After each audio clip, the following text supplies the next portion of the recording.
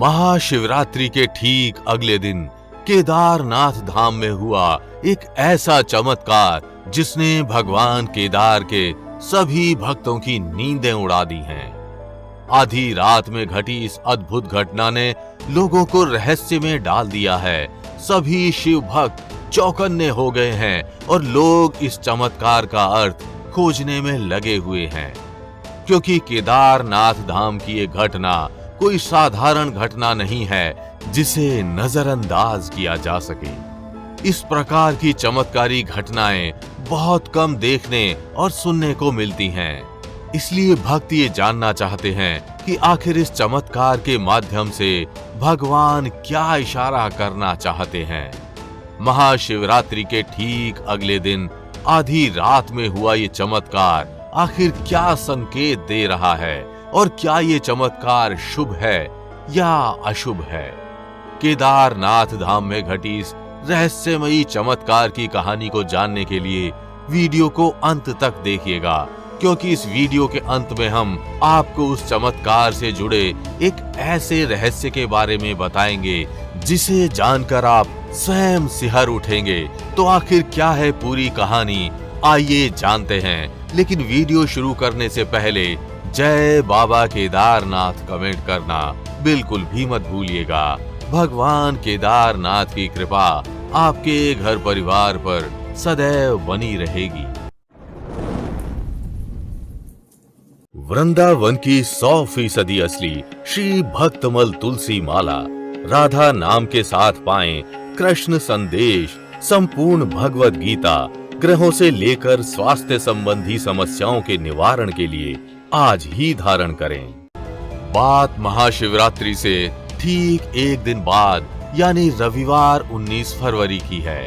हर शाम की तरह इस शाम भी उखी मठ के ओंकारेश्वर मंदिर में भगवान केदारनाथ की आरती के बाद पुजारी ने द्वार बंद कर दिया। अपना अन्य कार्य करने के बाद पुजारी जी अपने कक्ष में सोने चले गए। जब आधी रात तकरीबन 1 बजे पुजारी जी पानी पीने के लिए उठे, उन्हें कोई हलचल सुनाई दी।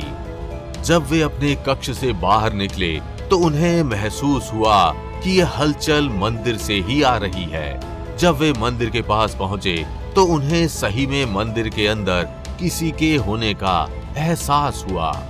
ये देख पुजारी जी चौंक उठे, क्योंकि मंदिर की चाबी तो उनके पास थी। तो आखिर कौन मंदिर के अंदर घुस आया?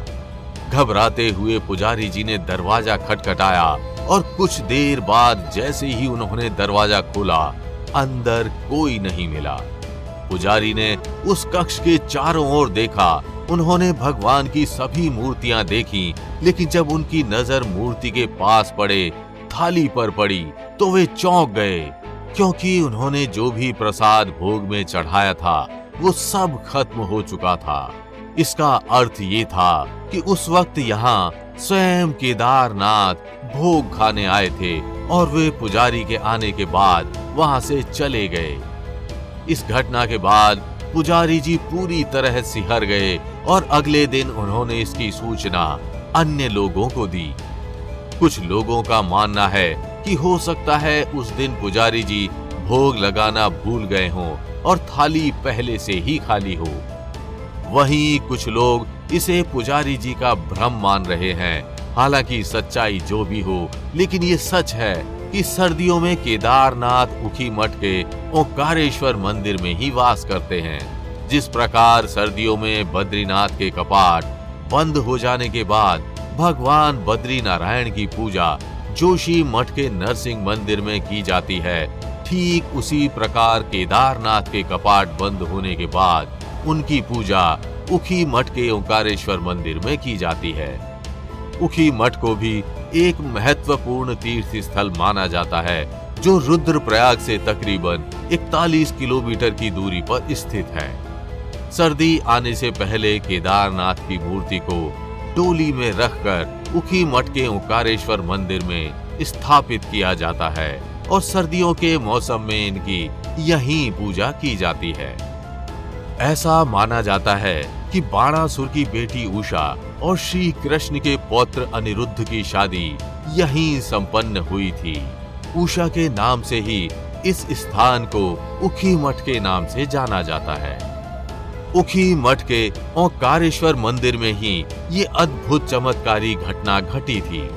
पूरी सर्दी केदारनाथ इसी मंदिर में विराजमान रहते हैं और गर्मी आते ही पुनः अपने केदारनाथ मंदिर वापस लौट जाते हैं। सर्दी के मौसम में उखी मठ के ओंकारेश्वर मंदिर में सिर्फ केदारनाथ ही नहीं बल्कि मध्य महेश्वर भगवान की मूर्ति को भी स्थापित किया जाता है। मध्य महेश्वर महादेव की गिनती पंच केदारों में की जाती है और जिस प्रकार केदारनाथ में बैल रूपी महादेव के पीठ रूपी ज्योतिर्लिंग की पूजा की जाती है, ठीक उसी प्रकार मध्य महेश्वर में भगवान की नाभि को पूजा जाता है। ऐसा माना जाता है कि महाभारत युद्ध के बाद पांडवों पर हत्या का पाप चढ़ गया था और वे इसी पाप से मुक्ति के लिए महादेव का दर्शन करना चाहते थे, लेकिन महादेव पांडवों से रुष्ट थे और वे उनसे नहीं मिलना चाहते थे। कहते हैं कि महादेव की खोज में पांडव काशी की ओर निकल पड़े, लेकिन महादेव वहां से अंतर्ध्यान हो केदार में चले गए। जब पांडव केदार पहुंचे तो महादेव बैल के रूप में पशुओं से जा मिले। जब भीमसेन ने महादेव को पहचान लिया तो महादेव धरती में समाने लगे। ये देख भीम ने उनकी पूंछ पकड़ ली और महादेव को धरती में जाने से रोकने लगे। महादेव को पांडवों का ये दृढ़ संकल्प अच्छा लगा। वे प्रसन्न हुए और उन्होंने दर्शन देकर पांडवों को पाप से मुक्त कर दिया। ऐसा माना जाता है कि बैल के रूप में महादेव ने अलग अलग स्थानों से दर्शन दिए। जैसे उनके धड़ के ऊपर का भाग नेपाल के काठमांडू में प्रकट हुआ, जहां उन्हें पशुपतिनाथ के रूप में पूजा जाता है। ठीक उसी प्रकार उनकी भुजाएं तुंगनाथ में, मुख रुद्रनाथ में, नाभि मध्य महेश्वर में, जटा कल्पेश्वर और पीठ केदारनाथ में प्रकट हुए।